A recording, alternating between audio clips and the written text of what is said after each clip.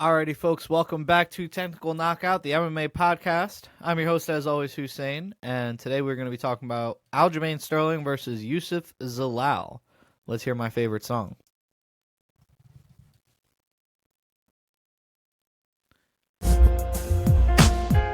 What's up, TKO Nation? Welcome back to the TKO Podcast. Make sure you tune in.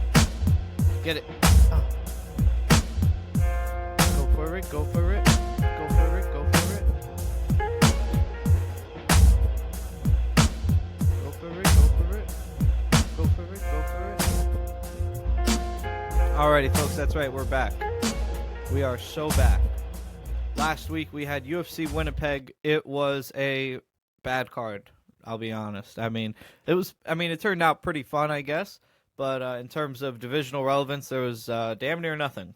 I titled the video UFC Apex Winnipeg Edition, and unironically, we are back in the Apex this week. So, it is what it is. They have to fill out the schedule or whatever they say. But, there are some pretty good fights on this card. There's some fun matchups. There's some good matchups between established fighters, fighters who have had ups and downs, fighters who we know and love, fighters who we know and hate. So it's a pretty decent card, and honestly, I'm surprised that it's in the Apex. I feel like they could have brought this to like Long Island or, anywhere else, anywhere else in the world, except for the basement in Las Vegas. But it is what it is. This is what we do in the UFC in 2026. So, without further ado, let's get into the card because there are some pretty fun fights on here. Quick recap of last week: Mike Malott beat Gilbert Burns by being young. We went 3-0 on the picks. There was only 3 of them, but we clean sweeped it. We had Jasmine Jazudavicius, we had Charles Jourdain, and we had Mike Malott. We went for a Canadian trio, and they were able to get it done. They were some of the only Canadians that got it done, so I was happy to see our picks go through, but gutted for the Canadian fans who it seems like every Canada card is a humiliation ritual for them. The poor things. Anyway, let's get into it for next week. We have a very, very fun fight here at I want to say it's top 5 of the featherweight division. If it's not top 5, it's definitely like 7. But you got Aljamain Sterling versus Yusuf Zalal.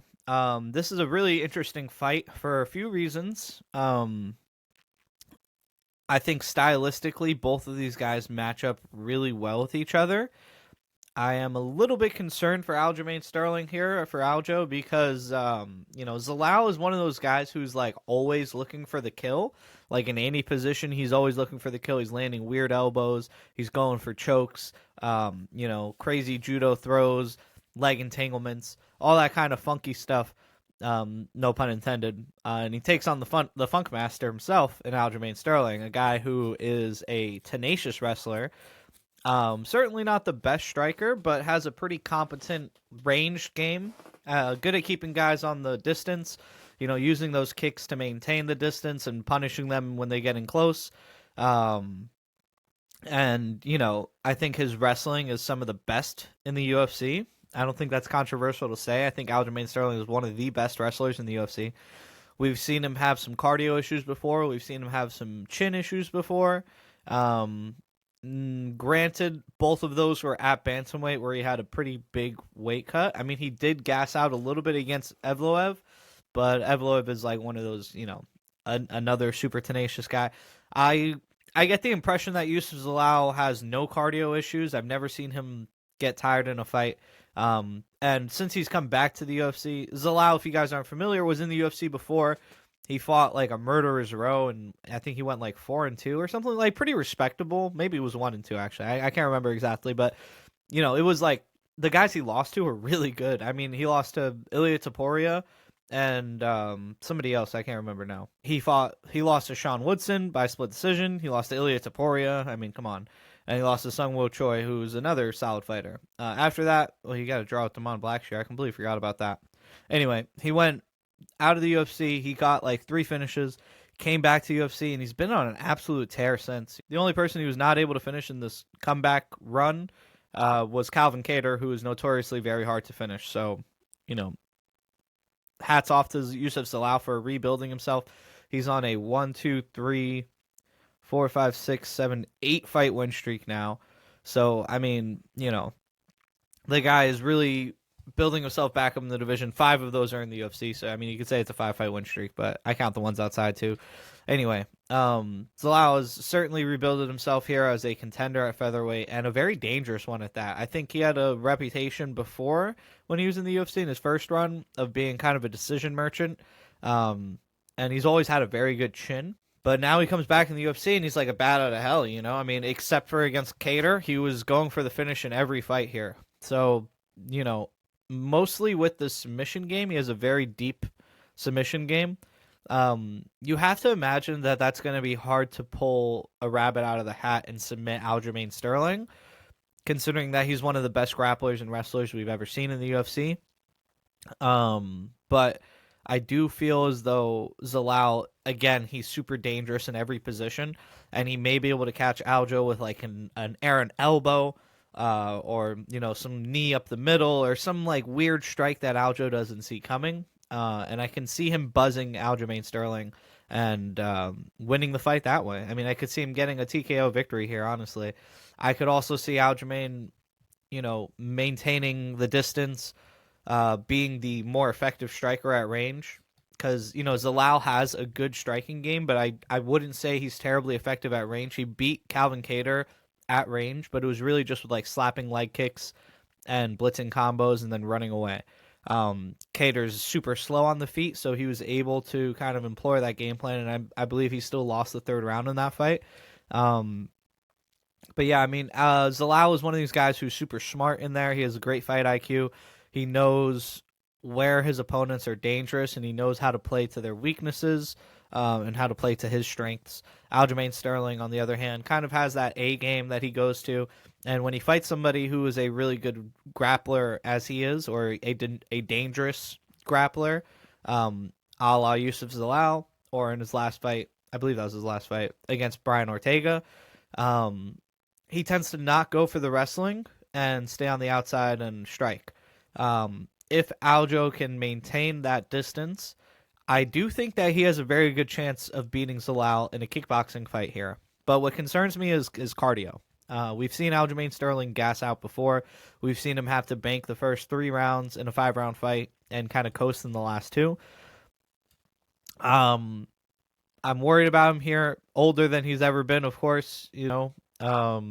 And I do think that the cardio is a big question mark here for me in this fight.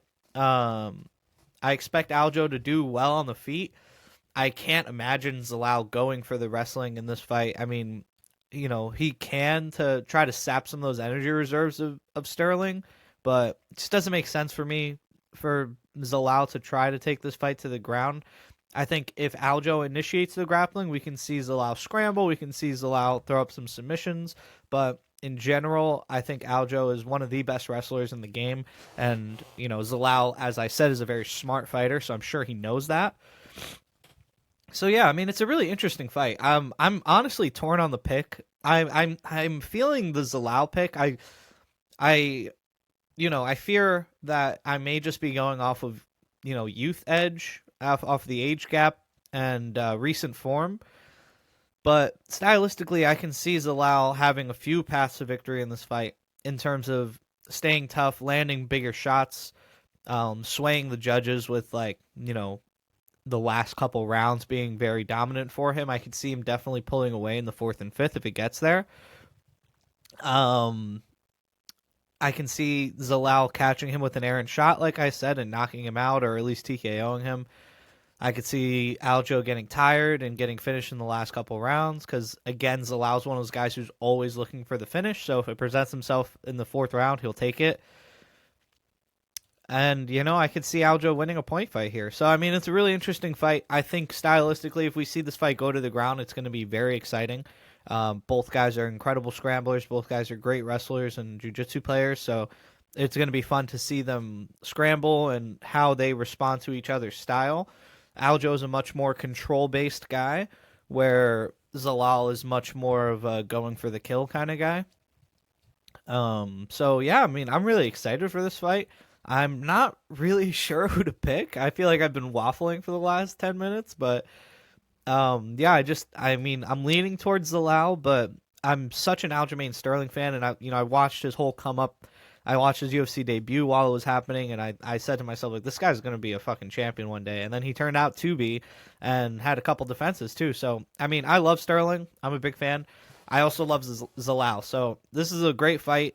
It's going to suck to see one of these guys lose, but I do feel like Zalal, he's kind of marching towards the top of the division right now. And if he beats Aljamain here, they're probably going to give him somebody like Lerone Murphy or somebody like that who's in that top 3, top 5, and then he's one win away from a title shot. So I'm hoping for the division's sake it's going to be Zalal.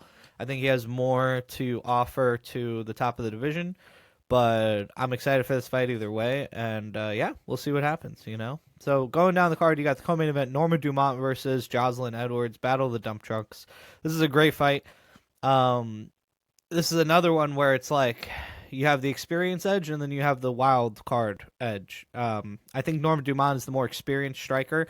I think she's been in there with some really tough women. And more often than not, she has the striking edge over her opponents. Jocelyn Edwards, on the other hand, has the more well-rounded game. I don't think it's controversial to say we've seen Norma Dumont get wrestled before.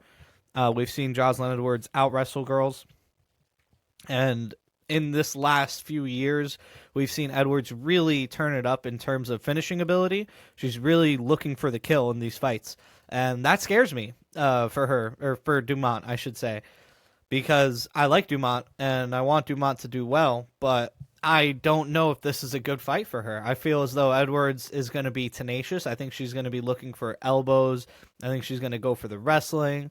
And, I think she has a certain mean streak to her that Dumont kind of plays, I don't want to say safe against, but, like, she kind of wants to keep things technical, whereas Edwards is, like, not afraid to make it a brawl or make it ugly. And I think that's going to be to her benefit here. And honestly, I kind of feel that way about the main event. Now that I'm saying that, I think Aljo wants to keep it technical and Zalal wants to make it a brawl. And I'm going to go with the brawler here. I think Edwards is going to get it done. I can see her getting it done by finish. I could see her winning a decision where she just out-wrestles Dumont over and over. But I do feel as though she has more tools to victory in this fight. And although I'm not a huge fan of Edwards, I have to respect her game, and I really respect how she's grown as a fighter in these last few years. So give me Jocelyn Edwards here. I'm going to take her money line. I'll be surprised if she's not the favorite here, considering her recent form. But, if it's like close to a pick, I might get that too. Next, you have Alexander Hernandez versus Rafa Garcia. This is a fun fight between two super explosive fighters. I am leaning towards Hernandez here. He's looked in great form recently, crediting a sports psychologist that he started seeing, and you can see the market improvement in his game since then. The guy's really going for the kill. He's really, landing his punches a lot better. I don't know if that has anything to do with the psychologist or if it's just a matter of a mental block that he had to get over, because it felt like for a long time in Hernandez's career that he had the tools, but he didn't have the execution. And now it feels like he has the execution and the tools. So I like Hernandez in the spot. So yeah, Hoffa is somebody I've never been super high on, but he is a dangerous fighter. And like I said, he's very explosive. And, Hernandez has kind of felt susceptible to these kind of guys before. But, I just feel like Hernandez has the cleaner game. And, I think he'll be able to get it done here. I could see him getting it done with the wrestling. I could see him, just kind of blasting Hoffa with the right hand down the middle.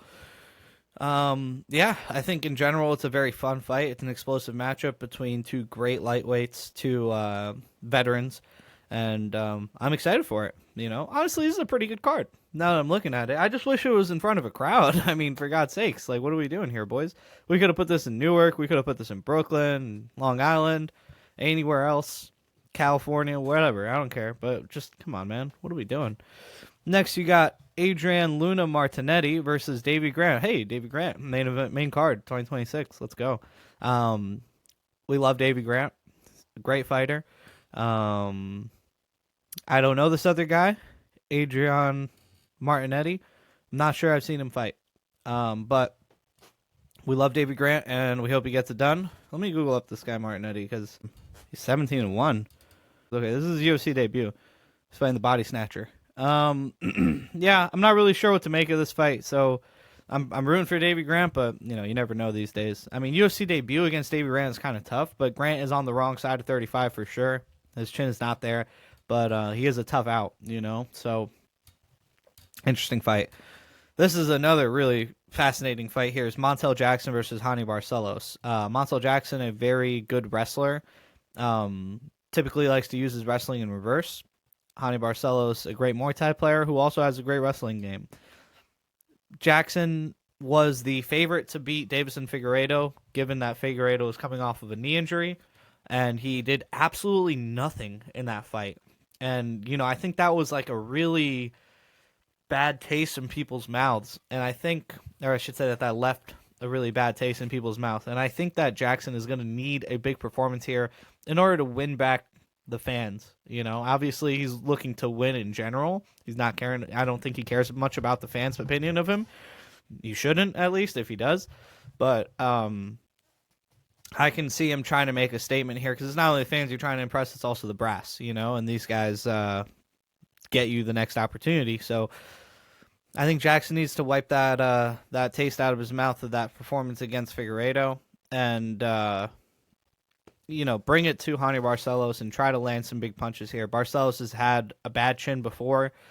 We've seen him kind of have a resurgence lately since USADA left. I'm not pointing any fingers. I'm just saying. But, if Jackson can land his striking, I could see him taking out Barcelos. If he stays on the outside and point fights the way he did against Figueiredo, Barcelos is a very, very slick Muay Thai fighter. He can land some really interesting combinations. When it goes to the grappling, I do believe that Jackson's a better wrestler. At least he has better credentials than Barcelos. So he should be able to stop the takedowns on paper, but you never know if that's how it's going to work. You know what I mean? Yeah, I mean, it's a really interesting fight here, and I'm going to lean towards Jackson because I feel though he has the youth edge, he has the explosiveness edge. And, I think he can land a clean shot here and take out Barcelos. But if Barcelos fights a clean technical game, he can win this fight for sure, 100%. Next, you got Marcus Buchecha versus Ryan Spann. Woof. What do you do with these two guys? I mean, I guess you make them fight each other, Buchecha, phenomenal jiu-jitsu player, came to the UFC and has not really been able to implement that jiu-jitsu game here. He lost to, was it Marcin Tybura? Martin Buday. And then he had a draw with Kenny and Senjuku. That would have been a loss, but in Senjuku, I poked him. Now he fights Ryan Spann, who you never know what you're going to get with. I mean, Ryan Spann is like, some days he comes in there and he looks like a killer, and some days he comes in there and he looks like a slob, and he gets finished. The common denominator is that he has one round of fight in him. He is a killer-be-killed fighter, and it typically all happens in one round. Do you think that Ryan Spann can knock out Marcus Buchecha in the first round? I've seen Buchecha look pretty tough in these fights. I'm not saying that he's particularly skilled on the feet, but he can take a punch. And you got to imagine that Spann doesn't want anything to do with the ground game. So Spann's going to be looking to knock out Buchecha here in the first round. To choke against Holly Holm and has never recovered since. She's got dog walked by Raquel Pennington. And now she draws Michelle Montague, who is all right. And if Buena Silva does not win this fight, you got to imagine she's going to get cut. Then you got Jackson McVeigh versus Cedric Dumas for who is the worst fighter in the UFC right now. Jafel Filo versus Cody Durden. That's actually a really fun fight. I love that fight. It was supposed to be at flyweight, but Durden's coming on short notice, so it's at catchweight. Filo is somebody who's always looking for the submission. Durden's somebody who's always going for the wrestling. I can see this playing right into Filo's game, so I like Filo in the spot. Francis the Fireman Marshall coming back, fighting Lucas Brennan. That's an awesome fight. That's a really good fight. Lucas Brennan is a very talented fighter. He's making his UFC debut here. Fought in PFL. He fought in Bellator. Fought in some other places. But, yeah, I mean, this is an awesome fight. I love this matchup. I think, Brennan is one of those, like, always going for a finish kind of guys. Francis Marshall is somebody who's really tough, really hard to finish. So I like Marshall in the spot. I think this is a great fight for him. I think this is a great, maybe it's not high profile in the traditional sense, but guys who have been watching the sport for a while, they know Brennan, and I think Marshall, I think he's got a great skill set here to beat him. So let's go Francis Marshall, money line. You got Max Griffin versus Victor Valenzuela. I don't know this Victor gentleman, but Max Griffin I feel is very old, very crafty, but very old. So I'm excited to see how that plays out. And Talita Alankar versus Julia Palastri. Yeah. Every time I see Talita Alankar, I think about that song La Chona. I don't know. It just reminds me. It sounds like a lyric in the song. I don't know the actual lyrics. I mean, I don't speak Spanish that well, but he says something like Alankar. Yeah, so that's what it reminds me. Yeah, whatever, dude. I don't know. I'm reaching for them grapes, trying to make that wine. And the wine's sounding like some cheese or whatever Tito Ortiz said. Anyway, let's go down our quick picks for the evening. We got some pretty fun fights here, so these picks are going to be mostly based on vibes because a lot of these matchups I feel are very close to 50-50. But in the main event, I'm going to go Yusuf Zalal. I'm going to go Jocelyn Edwards, co-main event. Alexander Hernandez. I'm going to go Marcus Buchecha, Rodolfo Vieira, and I'll go Francis Marshall. We'll give you 6 picks this evening. Let's go down one more time. We got Zalal, Edwards, Hernandez, Buchecha, Vieira, and Marshall.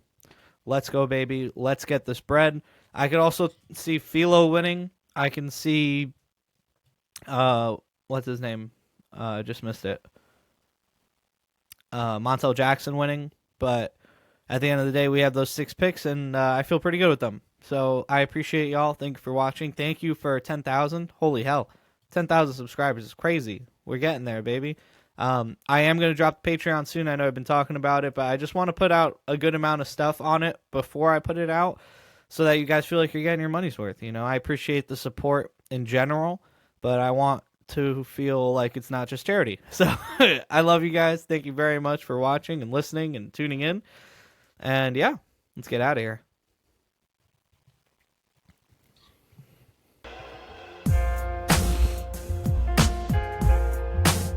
Make sure you check out my video on Ian Gary. Make sure you check out my video with Jacob Estevez. He's fighting soon. And stay tuned for more, man. I'm working on something about hand traps right now. I'm working on some other stuff. Patreon's dropping soon. It'll have plenty of delicious content for you to soak your fingers in and suck them off. And yeah, stay safe. I love you guys. Peace out.